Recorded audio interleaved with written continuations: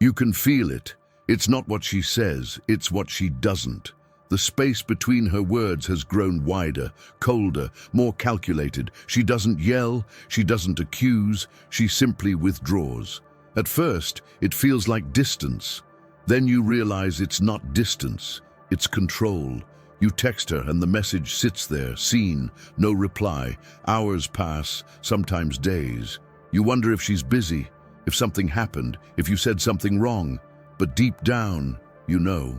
You know that silence is her strategy, not her accident.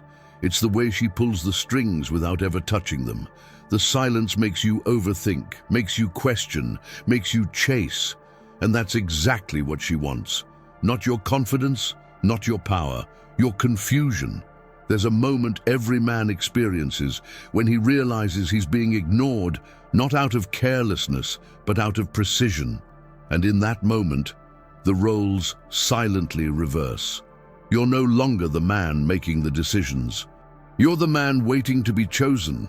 Think about how it started. She was warm, engaging, present. She replied fast, laughed at your jokes, complimented you just enough to make you feel seen. And then, slowly, she changed the rhythm. Not in a loud way, but in a way that's almost impossible to call out. Fewer replies, less enthusiasm, delays that felt like punishments without explanation. And every time she went quiet, you went louder, trying harder, reaching out more, offering more of yourself. That's not love, that's training. You were being conditioned to respond to absence with devotion. Psychologists call it intermittent reinforcement. It's the most powerful form of behavioral conditioning, a pattern where the reward, her attention, is given unpredictably. Just enough to keep you invested, but never enough to feel secure. Rats press levers more frantically when they don't know if food will come compared to when they do. And you press send again and again and again. This isn't about emotion anymore. It's about psychology. And here's the most dangerous part. She'll never say she's manipulating you. In fact, she might genuinely believe she's just not ready, processing things, or figuring herself out. But intentions don't change outcomes. The result is the same. You're spinning in circles, bleeding energy, losing sleep, questioning your worth, all because of a silence that speaks louder than words. You start changing who you are just to win back the person she was in the beginning. You become softer, more available, less confrontational. You lower your voice, swallow your opinions, delay your needs. And every time you do that, something inside you dies a little. Not because you're weak, but because you've confused loyalty with self-erasure. And the worst part is that this version of you isn't even appreciated. It's tolerated, at best. Because here's the secret no one told you. People don't respect what they can manipulate. They crave what they can't fully own by being always available, always responding, always apologizing. Even when you did nothing wrong, you gave up the mystery. And mystery is the oxygen of desire. You became a yes man in a world that respects silence more than submission. She isn't cold because she's heartless. She's cold because she knows she can be. Power doesn't need to shout. It just needs to remain silent long enough for the other person to break. Look at the way you move now. How your days are shaped by the anticipation of her reply. How you hesitate to text, wondering if it's too soon. How you go back and reread conversations, searching for clues, for signs, for something that explains her silence. This isn't love. It's a psychological maze. And the deeper you go, the harder it becomes to remember where the exit is, or who you were before you entered it. You were not always like this. You used to have posture. You used to have boundaries. You used to know when to walk away. But her silence carved holes into that armor. And now, every unanswered message feels like a test you're failing. Every delay feels like a punishment you earned. Every minute without contact feels like proof that you're not enough. That's not affection. That's emotional starvation. And it's time to stop being grateful for crumbs. You were never meant to compete for basic human respect. You were never meant to be an emotional doormat, hoping she remembers you exist. But when someone controls the volume of your emotional reality without even speaking, it means you've handed over too much of yourself, and she didn't even have to ask. The real weapon wasn't a word, it was the absence of one. And the moment you realize that is the moment you start to reclaim your mind. Because silence may be loud, but nothing is louder than a man who stops begging for attention and starts demanding peace. There's something profoundly unsettling about being physically present in someone's life while emotionally exiled. You do everything right, you're consistent, you listen, you show up, and yet her energy tells a different story, like she's never really there with you. It's not rejection in the traditional sense. It's not anger, it's not a dramatic exit. It's something worse, it's quiet detachment. You start to feel like furniture, useful, supportive, invisible, and every time you try to bring it up, she brushes it off. You're overthinking, she says. I'm just tired. But tiredness doesn't last for weeks. Indifference does. What you're experiencing is not the absence of love, it's the presence of strategy. Her silence isn't a mistake. It's leverage. And the more you shrink yourself to accommodate her emotional distance, the more she confirms her control. Because here's a brutal truth no one tells you. In the game of emotional manipulation, the person who speaks less holds more power. And when a woman knows that your self-worth is tied to her validation, she doesn't need to scream to dominate. All she has to do is pull back. Just enough to make you chase. Just enough to make you question. Just enough to make you think everything is your fault. You'll try to solve it. You'll plan conversations. You'll look up articles, watch videos, ask friends, wondering what's going wrong. And every time you bring your concerns to her, she'll say you're being too sensitive. That's when you realize you're not in a relationship. You're in a psychological trap. A one-sided game where you invest more, feel more, explain more, and get less. It doesn't happen all at once. It happens in layers. The first time she ignores your message for a full day, you rationalize it.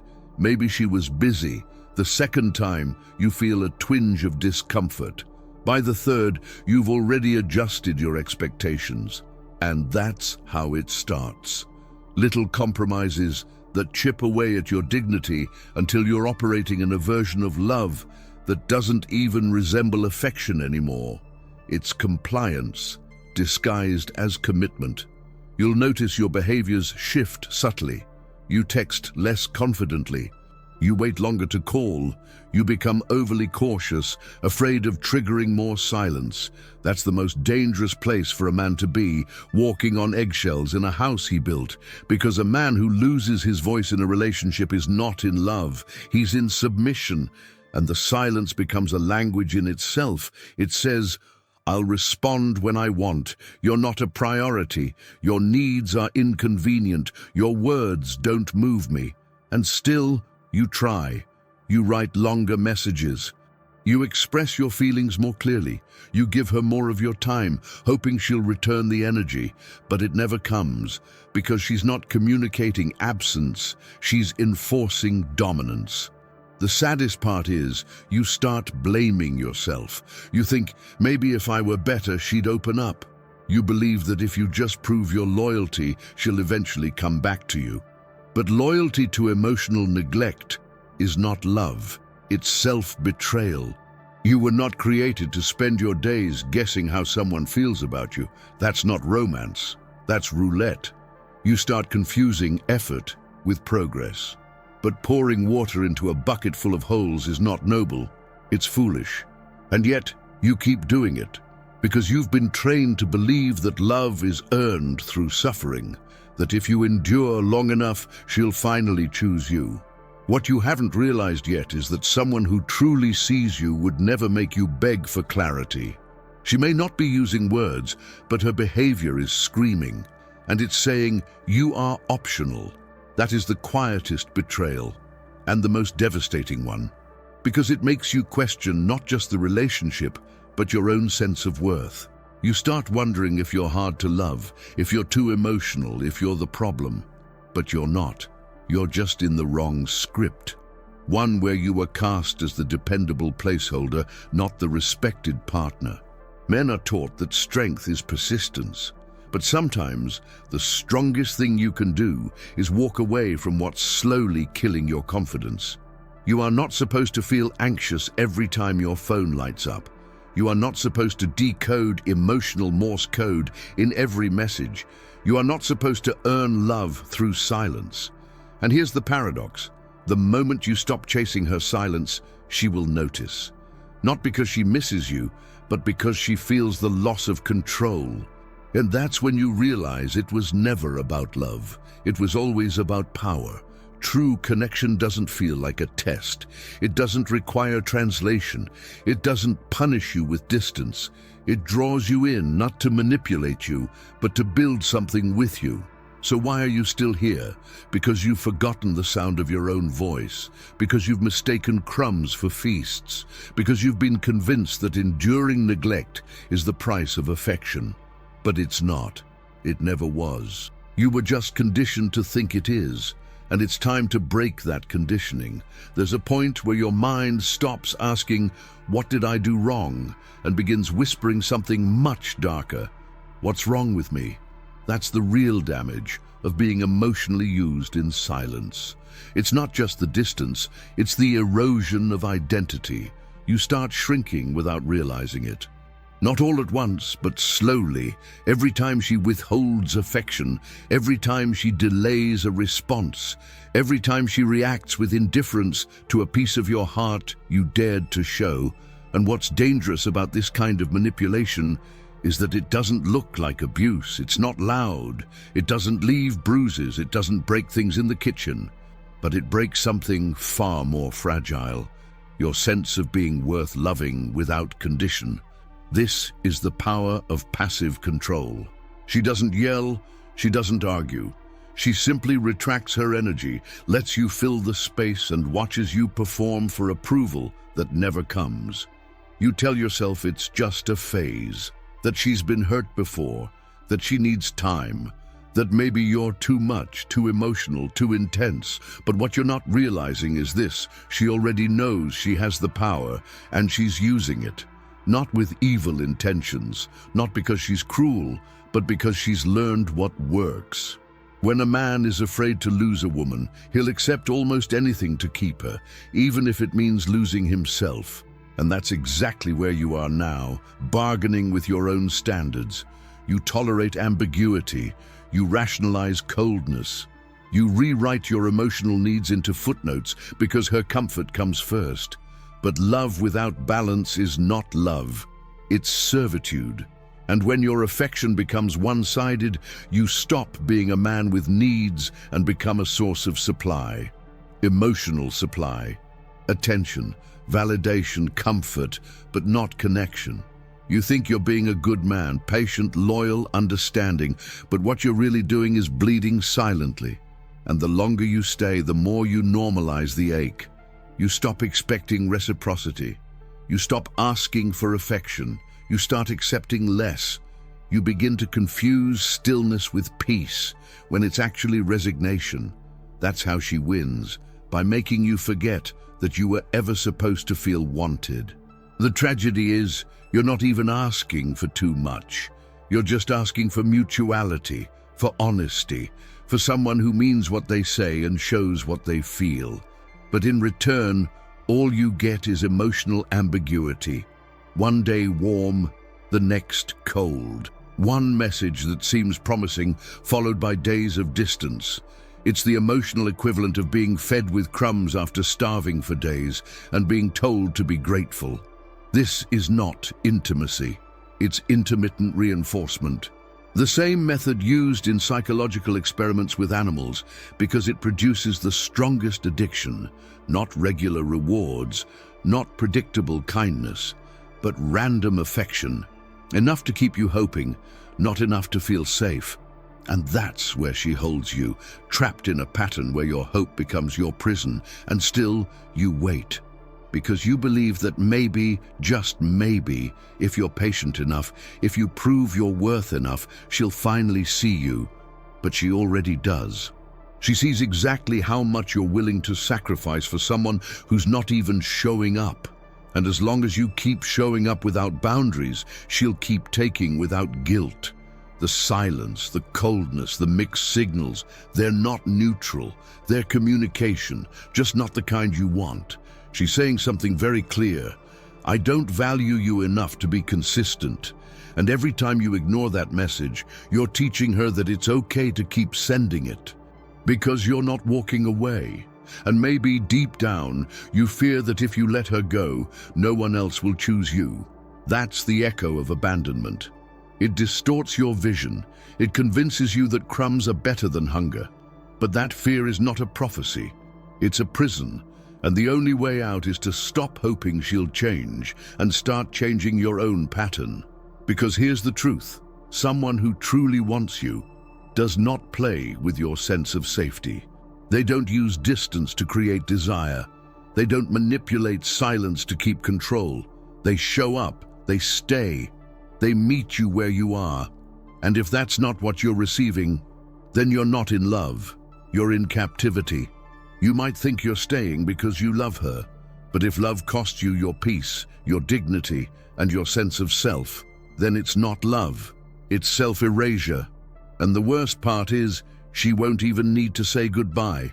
She'll just slowly fade, one unanswered message at a time, until you're the only one holding the connection. Don't let it get that far. Don't let silence become the language you understand best. Don't become fluent in emotional neglect. You were not built for half love, half truths, and half effort. And maybe the hardest thing you'll ever have to do is to stop loving someone who only used you to feel less alone. But that decision is where your healing begins. Some men believe that silence is peace, that if she's not complaining, then everything must be fine. But silence is rarely neutral. Silence can be the sharpest weapon in her arsenal. A woman who has stopped speaking hasn't necessarily forgiven. She's just moved her war into the shadows. Her silence becomes a mirror, and in that mirror, you begin to see the version of yourself she's shaping without ever saying a word. Not with confrontation, not with clarity, but with absence, with withheld affection, with the kind of quiet that makes you doubt yourself. You start to ask questions you never needed to ask before. Did I do something wrong? Is she upset with me? Should I apologize even though I don't know why? This is not love.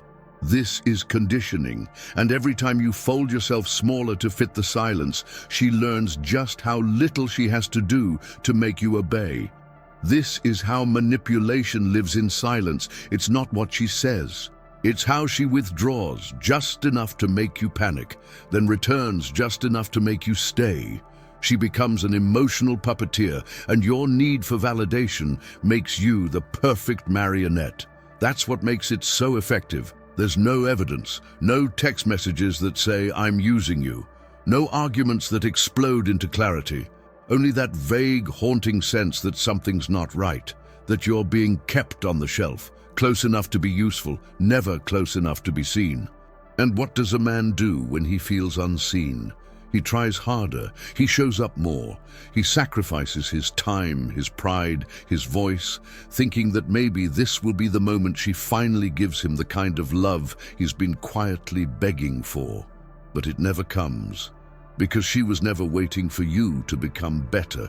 She was only waiting to see how much you'd give for nothing. The more you invest, the more entitled she feels to your effort. And the more effort you give, the more disposable you become. This is the paradox no one tells you about. The more emotionally accessible you are to someone who doesn't value you, the less attractive you become.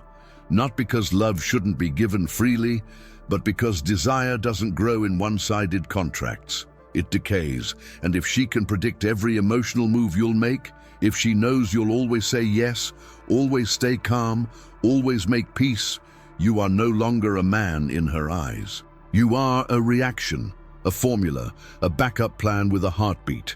She may never say these words aloud. She may even continue to offer glimpses of intimacy, moments of softness, flashes of nostalgia that make you believe the connection is still alive. But it isn't. What you're feeling is not love.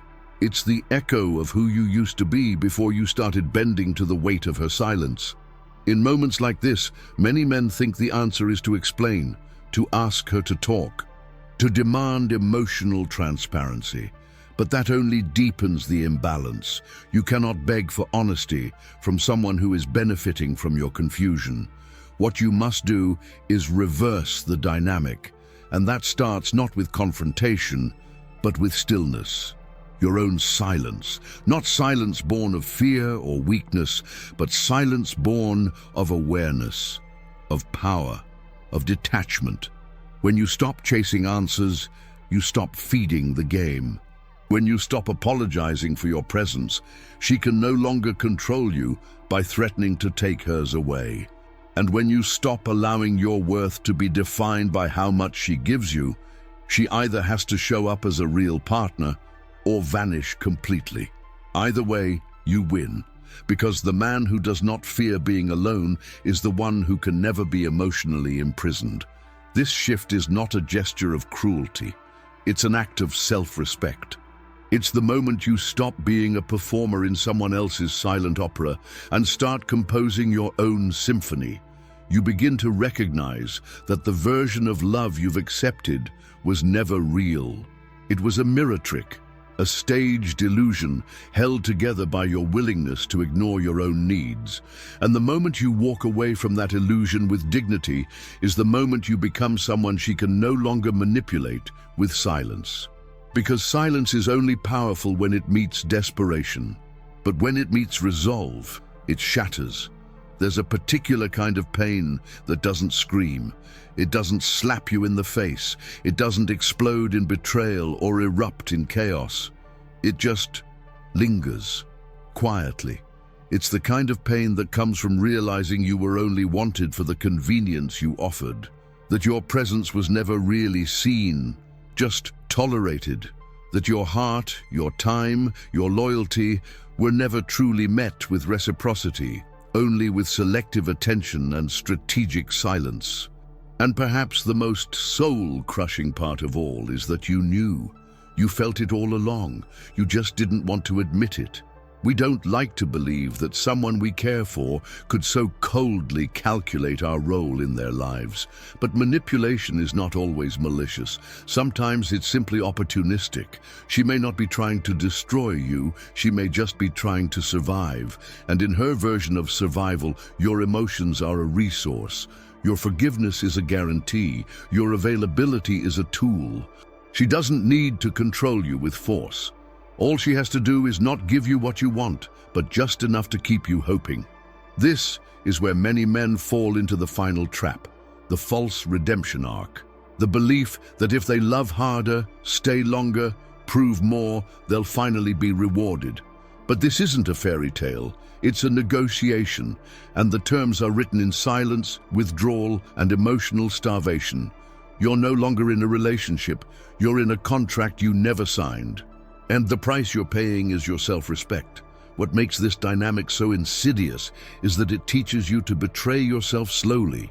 You cancel plans for her. You downplay your dreams. You tolerate inconsistency. You rationalize her coldness with empathy. You become a master of justifying her absence, her indifference, her shifting moods. You start saying things to yourself like, she's just going through something, or maybe I'm asking for too much. But deep down, you know what's happening. You're being used. And the silence that surrounds you isn't love. It's a form of passive domination. So how do you break the cycle? First, you stop negotiating with ghosts. You stop waiting for an explanation from someone who already benefits from your confusion. You stop expecting closure from someone who has no intention of giving it. Instead, you give yourself the one thing she never offered: clarity. You look in the mirror and ask yourself the question you've been avoiding: if I stopped trying, would she even notice I was gone? That answer will hurt, but it will also free you. Then comes the cold shift. Not in cruelty, but in control. You begin to reclaim the energy you gave away. You stop texting first. You stop showing up uninvited. You stop playing the role of the always available emotional cushion. You don't announce it. You just become it. Distant, reserved, whole. The silence that once haunted you becomes your weapon, not out of spite, but out of strategy.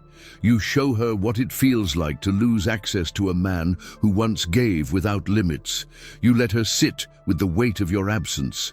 And if she comes back, she won't recognize the man who greets her because he no longer needs her approval to validate his worth. He no longer measures love by how many chances he's willing to give.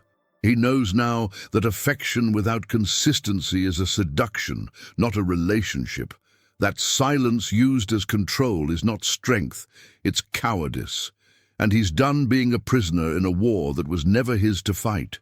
This isn't about revenge, it's about resurrection, about pulling yourself out of the psychological quicksand of a one-sided emotional economy, about realizing that you were never weak, you were just unprotected. You loved openly, you believed honestly. You showed up fully. That's not something to regret, it's something to refine. Now you love smarter, now you show up for yourself first. Now you stop mistaking her silence for mystery and start recognizing it for what it truly is. Indifference dressed in elegance. And the most dangerous man is the one who learns from his pain without letting it make him bitter, the one who rebuilds without broadcasting his progress. The one who no longer needs to be understood to feel powerful. She may never admit she used you, but you'll no longer need her confession because the moment you stop needing closure is the moment you become untouchable. And that's silence. It won't hurt anymore. It will feel like freedom.